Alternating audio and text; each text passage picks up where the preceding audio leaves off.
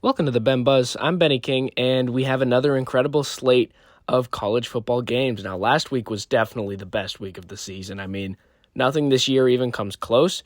And even thinking back to last year, I mean, last year was just so incredible, and we had such a wide variety and just range of great upsets and great ranked games, and we had a lot of overtime games. It was really a really interesting week, and just across the board, there were just so many great games. And so this week will just most notably, it's just like, you'll think like, oh, it's a letdown just because last week was so impressive.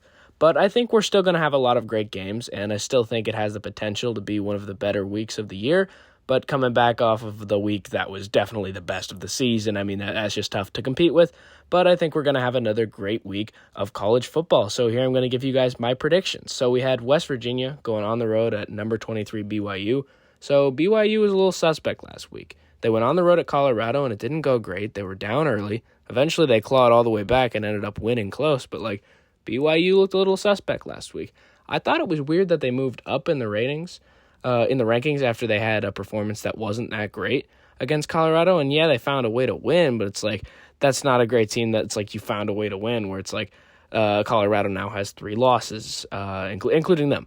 But it's just, I don't know. And now, here's the thing. When they get back into some ranked matchups or some competitive matchups, I think it's going to be really tricky for BYU.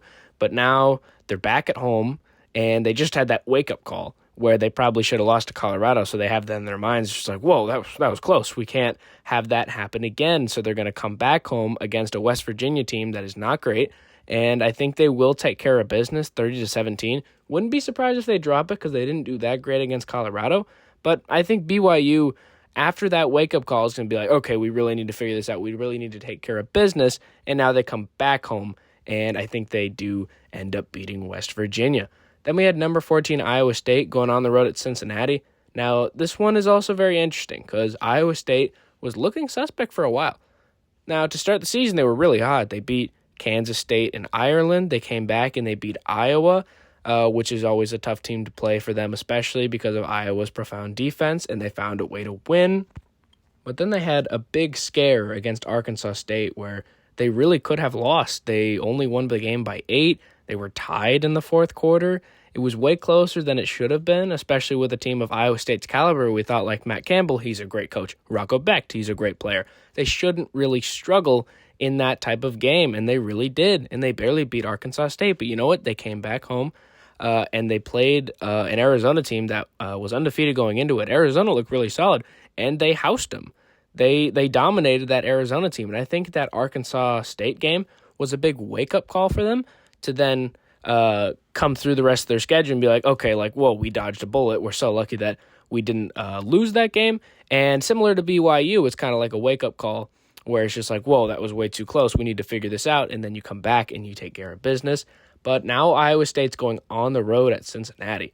Now, this one could be tricky. Cincinnati played fairly decent against Nebraska, who I do think is a solid team, and they nearly beat Michigan, even though maybe the score was closer than it would indicate. That team's still pretty solid, and Cincinnati was in that game with Nebraska in the fourth quarter. So Cincinnati's not a terrible team, and they host. This is a tough in-conference game, and as much as I like Iowa State, I could see this one going Cincinnati's way. I can't pick that and believe it. I feel like Cincinnati has a solid chance. I think it has an opportunity to be close. I will say that. And if Cincinnati were to win, I mean, that's pretty crazy. I don't think so. I do give the edge to Iowa State, and I picked them 31-24. But that game against Arkansas State, that's kind of suspect, where that lingers in the back of your mind. It's just like, well, which Iowa State are we going to see?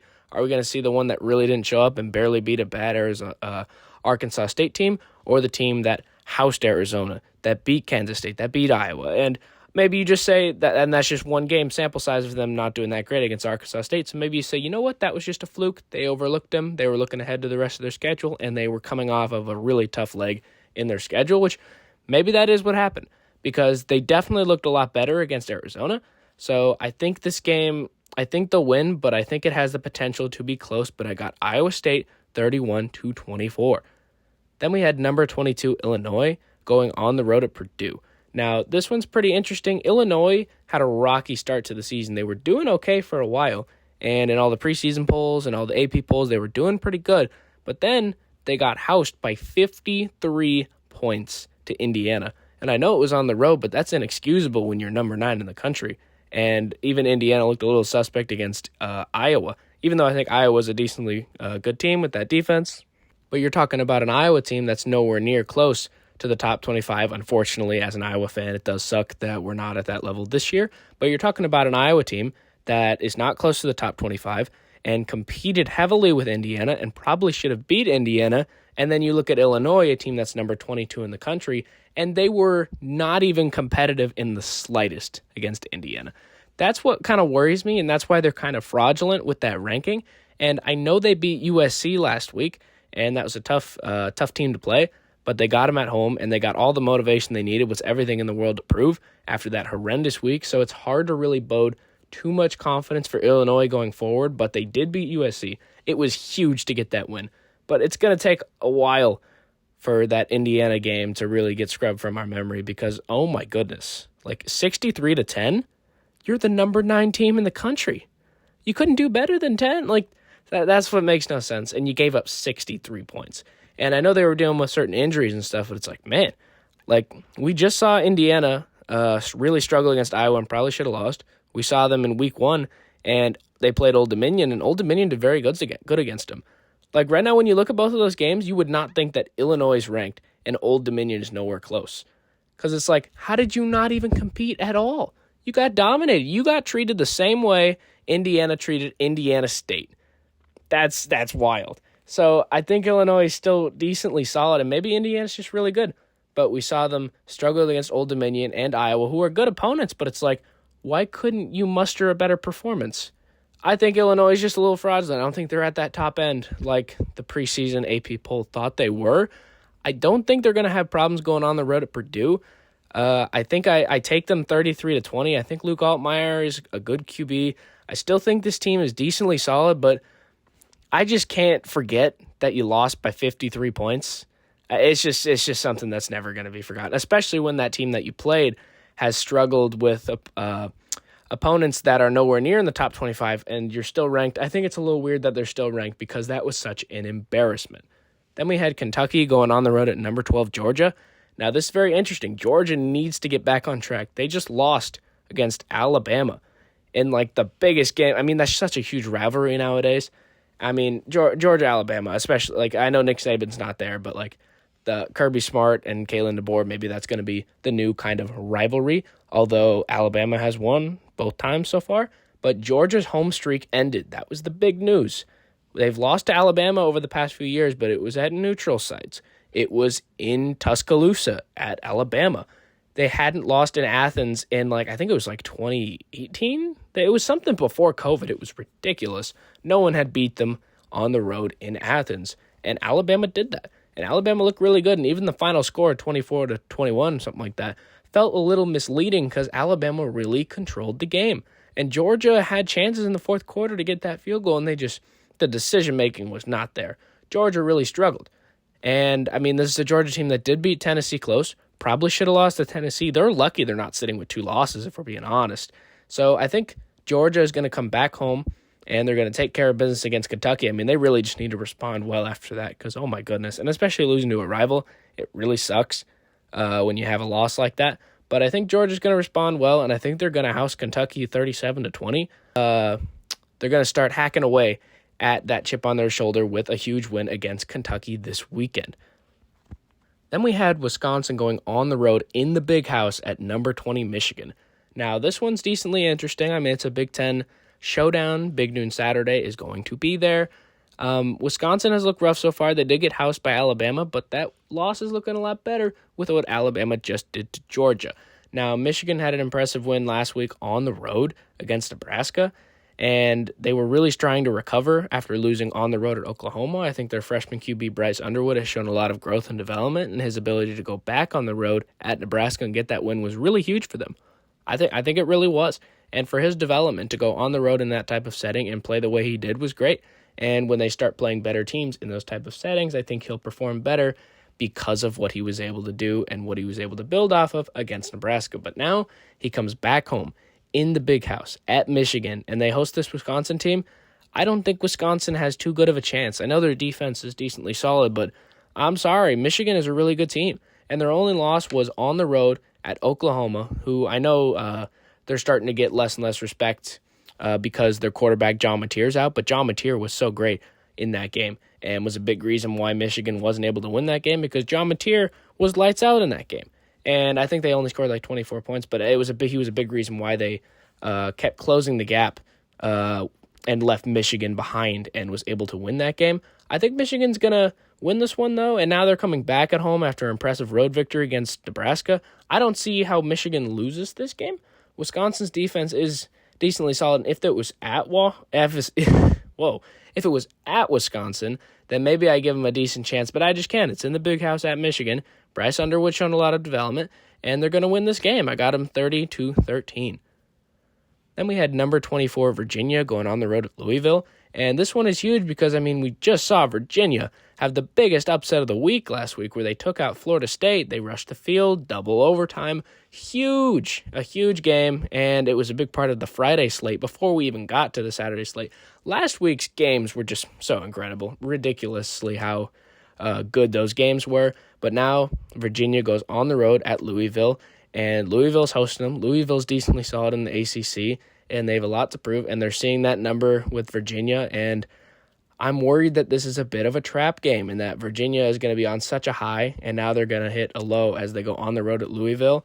I hesitantly, obviously, because this is a tough game, but I pick Louisville 30-27 purely because of the upset, and now Virginia goes on the road, and I'm not saying that Florida State game was a fluke, but they didn't look that great against NC State, and NC State's not that great of a team, and Louisville's decently solid, and now they're going on the road, and we just saw Virginia's best punch, I think, against Florida State, and so I pick Louisville here 30-27. Wouldn't be surprised if Virginia proves me wrong, though, and you know what? I want them to because I like Virginia, but I'm taking Louisville 30-27. Then we had number 9 Texas going on the road at Florida, and this one's really interesting. We thought it would be a ranked matchup coming into the year, but that is not the case, as Florida is really off their rocker. They're so far down at this point, and they just keep losing, but albeit they are losing to good teams, so it's not that bad, but they're a lot worse than we thought they would be. They were at like 15th to start the year, and they moved up to 13th before they ended up losing, and this one's really interesting. I don't have much confidence in Texas right now. Their offense isn't that great. Arch Manning really needs to figure things out, and he did do solid against Sam Houston, but it's Sam Houston. But honestly, they're going on the road. Both defenses are really good, but honestly, DJ Lagway, that whole situation at Florida is just rough, and I think Texas is going to win this one pretty much on the back of their defense. I think it's going to be a pretty defensive game. I'd be surprised if the offenses are able to do too much. I'm just not that high on Arch Manning, and we know DJ Lagway has had his issues. 5 interceptions in a game that you only lost by 10. If he takes care of the ball better, maybe they do upset LSU a few weeks ago. So I take Texas on the road at Florida, but this is a great example of a trap game because Texas is going on the road at a conference opponent that they may overlook because they play Red River next week. But I take Texas 20-13. Then we had Boise State going on the road at number 21 Notre Dame. And this one's interesting because Boise State was supposed to be ranked at the start of the year. And they got housed by South Florida. They haven't looked the best. And they were a lot of people's picks for that group of 5 champion to make the playoffs.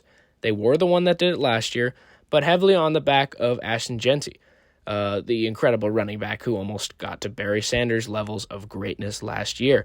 But it was kind of like, well, they brought back their coach, they brought back their quarterback, they were ranked to come into the season, but it just wasn't the same, and they got housed by a great South Florida team.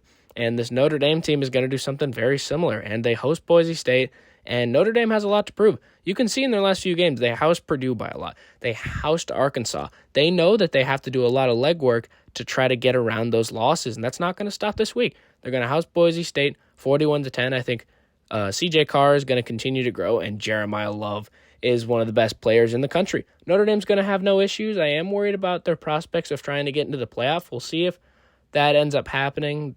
I don't know where the quality wins are going to be, but Notre Dame, I think I take them 41-10. I think I do.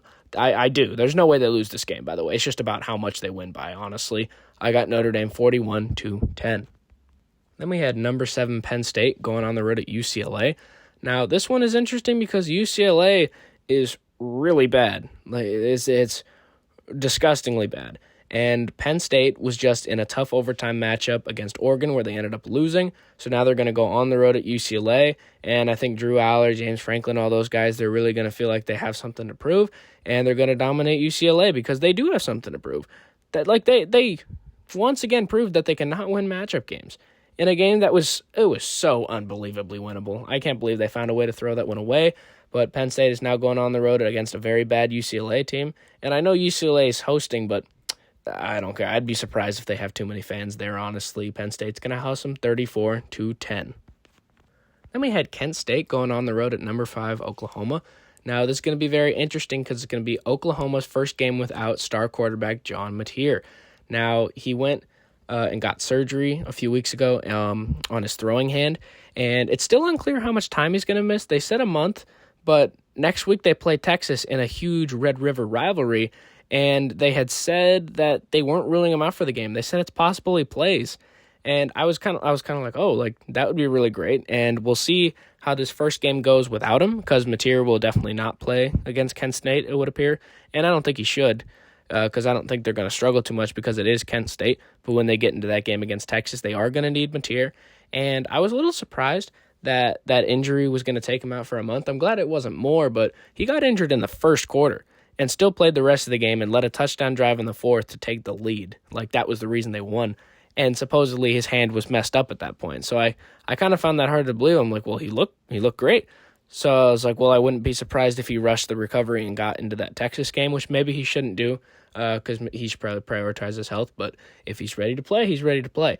And they're saying he may be. So that would be huge if they have him, because I don't know if they really have a chance against Texas if they don't have him. So Oklahoma I still think is solid, and I think they're going to beat Kent State. I think it might be decently close because Mateer is not there. But Oklahoma, I still think they're a really solid team, and when they get Mateer back, they're one of the better teams in the league. But I take Oklahoma 33-16. Then we had number 11 Texas Tech going on the road at Houston. Now this is a very interesting in-state, in-conference rivalry game. So both teams are undefeated, so it's very huge. And in the Big 12, that is really kind of up for grabs, where it's like Arizona State dropped out, but Arizona State's climbing back in. We'll see if they end up getting back in a spot to win that conference, and their one loss is out of conference to Mississippi State. So Arizona State's still in the running. Iowa State's still undefeated. They certainly are. Texas Tech and Houston both undefeated. I know Utah lost to Texas Tech, but they might end up crawling back in there. So this is a huge game, because the winner of this kind of puts themselves in the driver's seat, sort of. I don't know if Houston really jumps Iowa State or, that type of thing. But Texas Tech is already kind of in the driver's seat of this conference after that very impressive win against Utah. But I think Texas Tech is going to be fine here. I think it's possible that they slip up on the road, but it's also in-state, so it's not too far of a drive. So I think there will be a lot of Texas Tech fans there. And I think they went on the road 38-27, but we'll see how it goes, because Houston is wearing their throwback like Texans Oilers jerseys, they might be the cleanest jerseys of the week. And we'll have to see when me and Jack give our recap on what the best uniforms were, but I think that's certainly going to be in the running. And I take Texas Tech on the road, especially since the quarterback Barron Morton will be playing as well. I got them 38-27. Then we had Mississippi State going on the road at number 6 Texas A&M. Now, this one could be interesting. Texas A&M, they've done pretty good so far. They beat Notre Dame in an absolute shootout and then kind of strangled Auburn at home in a very defensive game. Now, Mississippi State, I know they're a hungry team and now they're on the road, but we saw what happened to Auburn. Honestly, I'm just worried to pick against Texas A&M, and you know what?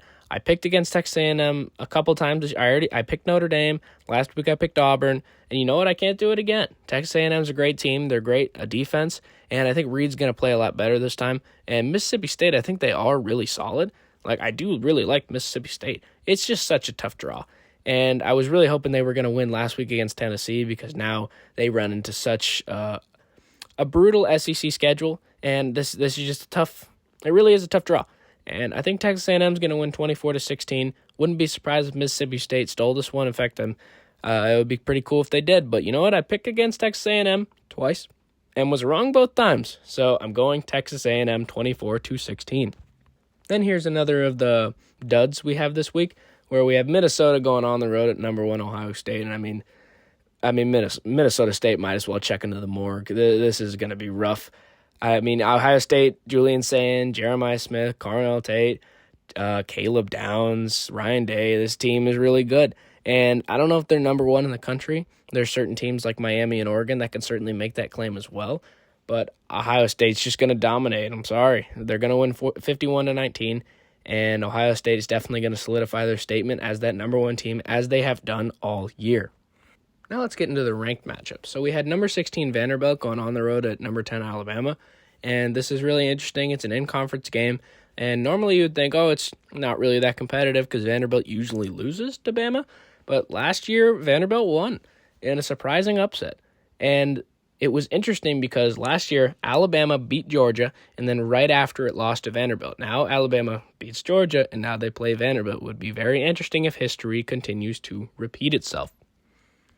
And I think this Vanderbilt team is a lot better than the AP poll or the sports bettors, like all that is giving them credit for, because not only are they ranked 16th, which is an atrocious ranking, but they're also giving Alabama the head here by 10.5.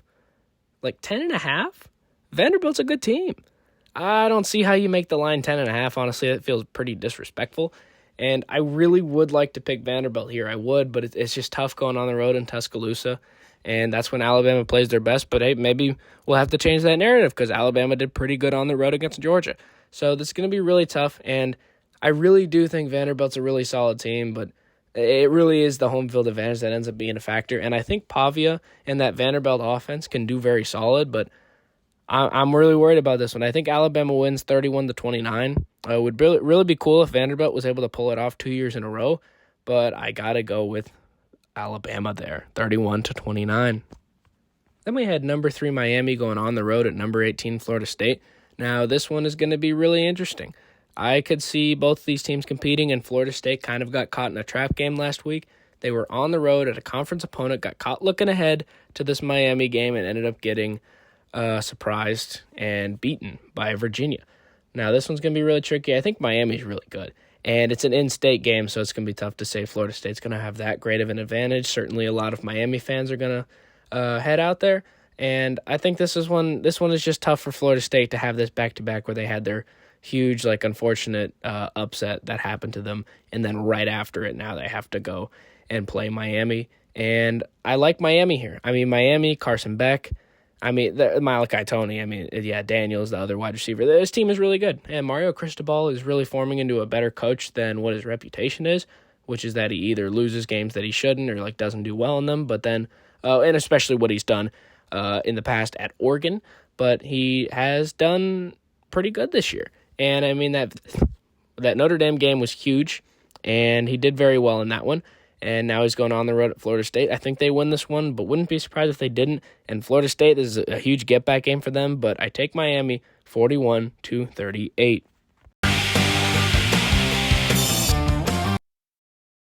All right, now it's time for the Buzzsaw, where I make quick picks by raw saw instincts. Now, last week was the first week where the Buzzsaw really didn't do well. First time that it did a lot worse than my regular picks. So we're going to try to get back on track this week. So Boston College at Pittsburgh. I'm going to take Pittsburgh there. I think Clemson goes on the road and beats North Carolina. Kansas State on the road at Baylor. Give me the Bears. I'll take Baylor in that one. Air Force and Navy. Oh, my gosh. It's the ships and the planes, man. The planes land on ships. They depend on them out in the sea to land on them. The boats are more independent. So give me Navy. Then another troop. We got Army going on the road at UAB. I am going UAB, though. I feel like the Army's no match for that dragon logo. UAB's got that one. Ohio going on the road at Ball State. Action. Let's go. I got to go Ball State. I know someone that goes there. So Ball State's got that one because of that.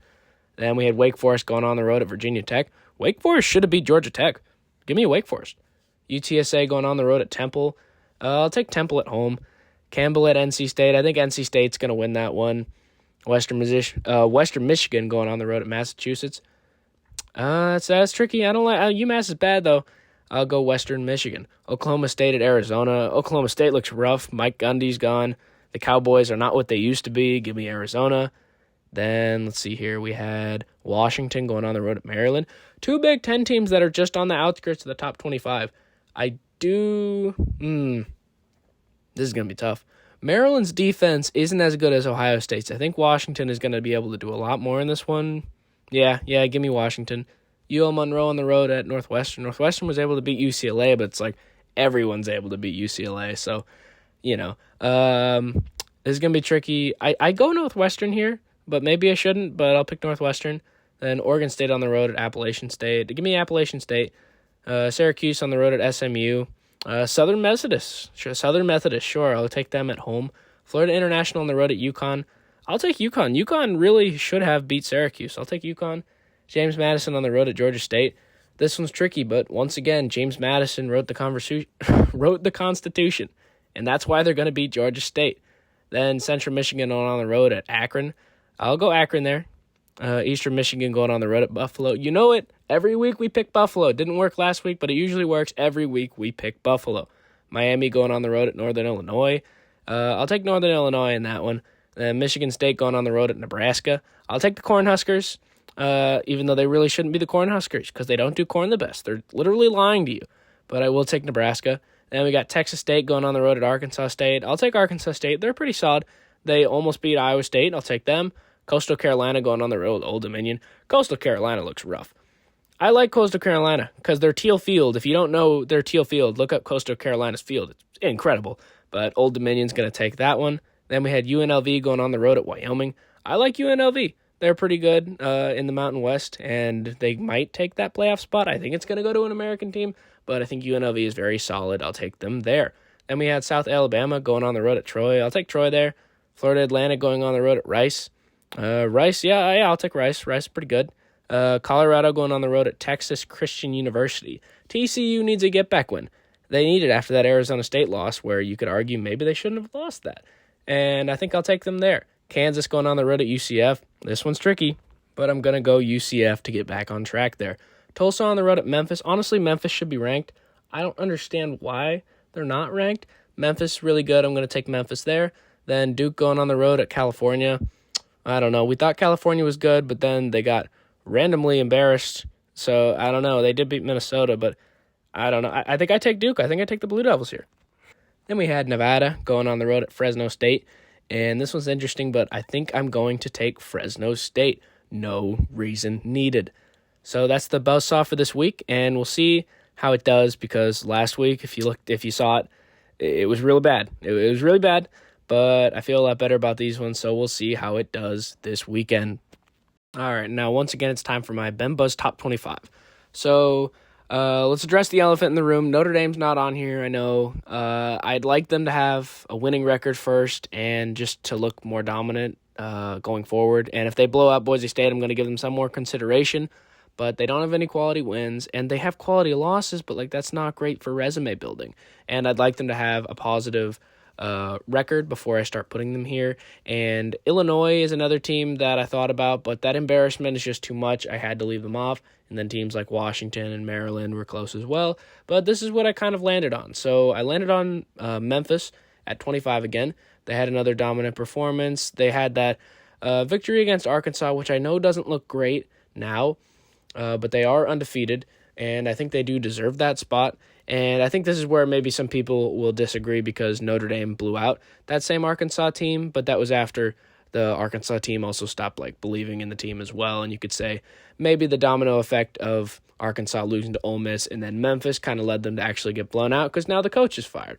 So maybe that's part of it, but any way you want to slice it, Memphis is undefeated. They have an out-of-conference win, and, Memphis is one of the top players in the American, and they are undefeated. That's kind of where they land for me. Then I had South Florida. South Florida is really good. Honestly, I want to put South Florida higher. It's just the loss and the fact that they weren't competitive in it, but Miami is one of the best teams in the nation, so I think that's nothing to sneeze at, but I do slide them up there, and they had that dominant win against South Carolina State, and then they just had a bye week. I still think they're good, and they might be the winner of the American. We'll see what happens when South Florida plays Memphis in a few weeks. Then we had the Virginia Cavaliers, and I didn't really know where to put them. It was a little tricky because all of a sudden now it's just got to rank Virginia because that Florida State win was just so impressive, and I ended up sticking them at 23. I think that's about where They should be, and maybe you can make the argument they should go higher, but that's where I landed on them, and I ended up putting them at 23. That win against Florida State was just so impressive. We'll see how their season goes going forward, especially when they go on the road at Louisville this week. Then at number 22, I put the Sun Devils of Arizona State. Arizona State is way better than we've been giving them credit for. Even after they lost, I still had them ranked because look where Mississippi State is. They're still a good team. And that Mississippi State game was rough, but Arizona State was on the road, and they lost that game, and now they've beaten Baylor. They just beat TCU when they were ranked. Like, Arizona State is good, and I feel like we need to pump the brakes on the narrative that Arizona State's not like what they were last year. And even though I agree, and I don't know if they're going to win the conference, I would be surprised if they did, especially with teams like Texas Tech kind of taking that mantle in the driver's seat. But they're definitely still one of the bigger players in that conference, especially since their loss is out of conference to the team I have ahead of them in Mississippi State. Now, Mississippi State had a rough loss against Tennessee at home, and it was in overtime. They really could have won that game. It was unfortunate, but I still think they're a good team. They beat that Arizona State team, and they hadn't lost in another game, and they have a tough schedule going forward because now they have to go on the road and play Texas A&M. Very tough schedule. I still think they're a really solid team, and I think Mississippi State isn't getting the type of credit they deserve because even before they lost that game, they were never ranked. They were in the coaches poll one time, but they were never in the AP top 25. That just shows that the AP does not know ball. Like, it's really ridiculous. But after the loss, they fall to 21 for me. Then at number 20, I had Georgia Tech, and I wanted to put them higher, but that Clemson win does look worse. I get that. And then also they really should have lost to Wake Forest, so I do drop them because it was close, and I feel better about some of these other teams. I still think Georgia Tech's good, but I'm going to need kind of like a prove-it game, kind of like when just a few weeks ago Iowa State was way too close with Arkansas State. I dropped them, but then I was like, you got to prove it, and then they dominated Arizona. Same thing with Ole Miss. They were too close with Kentucky and Arkansas, and then they proved it against Tulane and dominated them, and then they also just beat LSU. Ole Miss is really good, but regardless, I just need to see more from Georgia Tech because that game was really something that they probably should have lost, and Georgia Tech really needs to look at that and kind of be like, okay, we need to resituate ourselves, and we need to use that as like a warning to be like, oh man, like we should have lost. That's really needs to be a wake-up call for this team so they can lock in, but I had to drop them because they didn't look great in that game. Then I had Michigan at 19, and they had that great game against Nebraska, and we'll see how Michigan goes going forward, but I still think they're pretty solid, and I think they're doing a lot better since that Oklahoma game. So we'll see how they progress going forward, but I really like Michigan. They land at 19 for me. Then I had Texas at 18, and this one, again, is probably controversial, but I don't care. Texas hasn't done anything. They haven't even looked great against teams like San Jose State and UTEP, mostly on the quarterback position as well. And it's like, yeah, you beat Sam Houston, but that's Sam Houston. If they do decently solid against Florida, I'll start to bump them up, but it's like, I don't think if they rematch Ohio State right now, I don't think it's close. I don't think it is.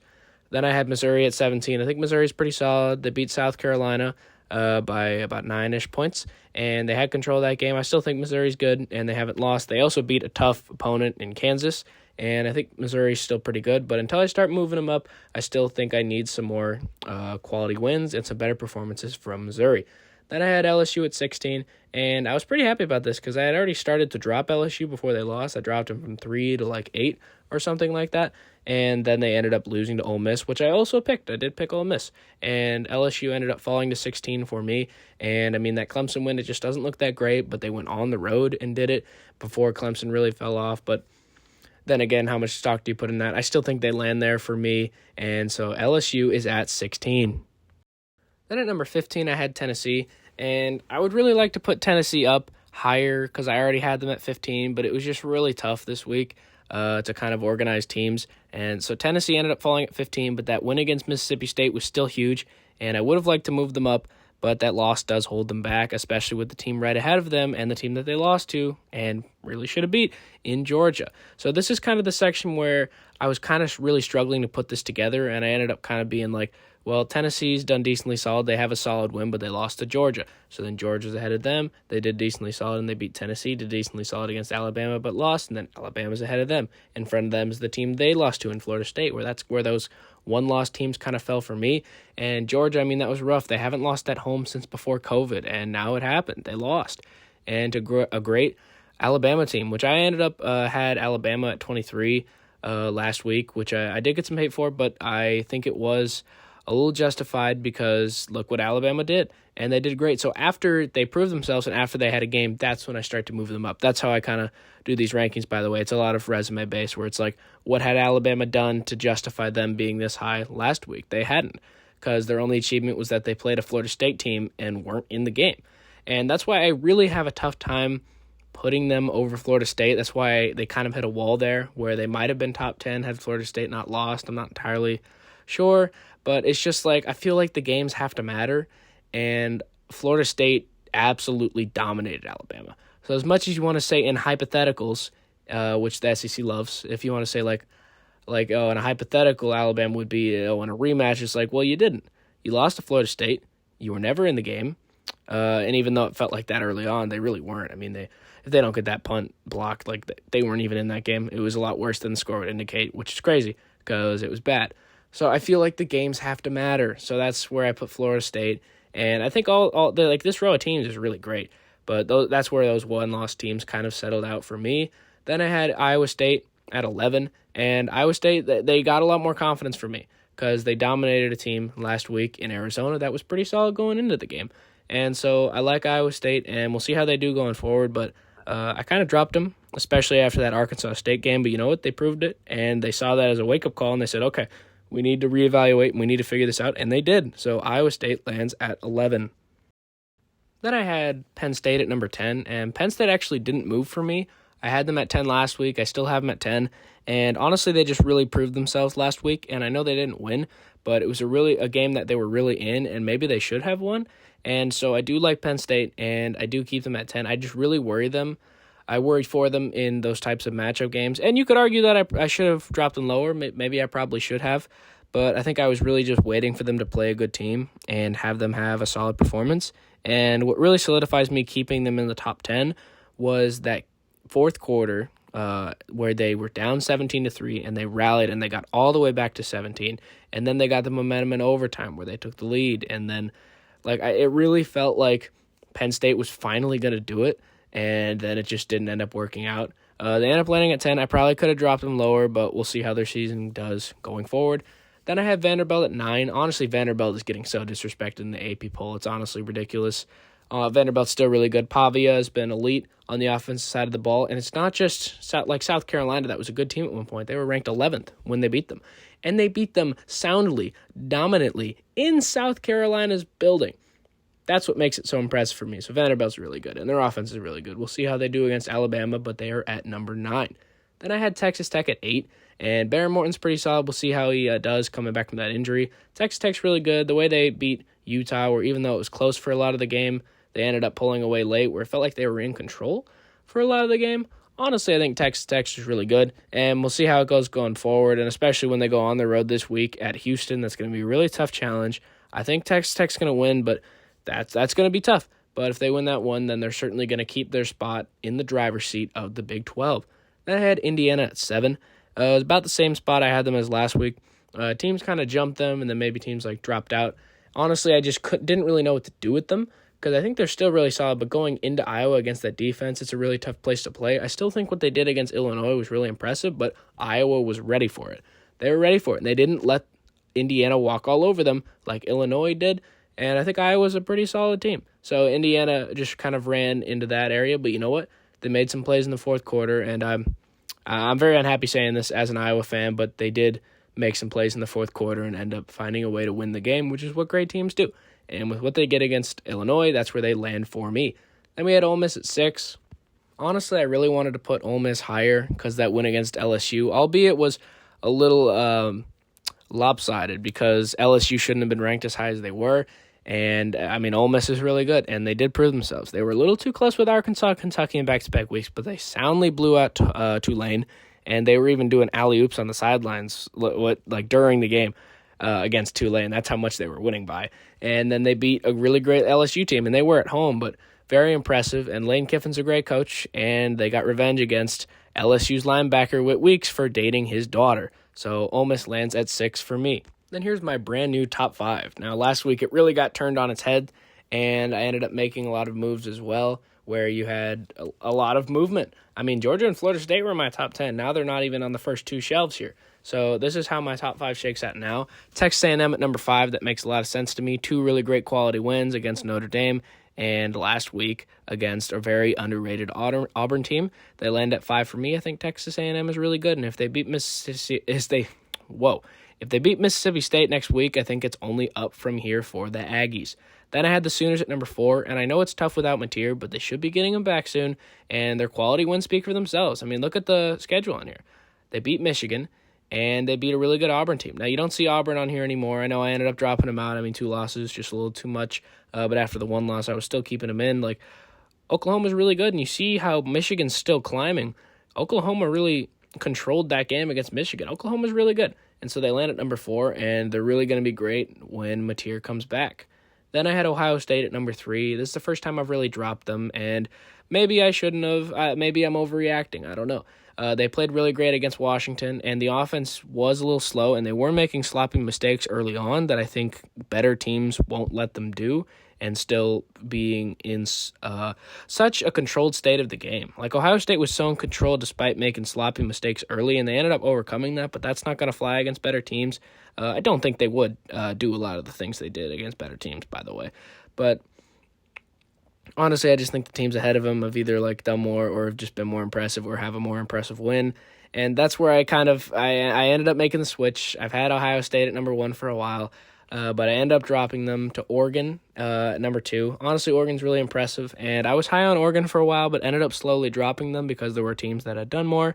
But that Penn State game was really impressive, and honestly, the way that they ended up taking the lead 17-3, and then they ended up choking a little bit, but the way that they were able to rally and the way Dante Moore played in overtime bodes a lot of confidence for this team, especially against a Penn State team that was really good.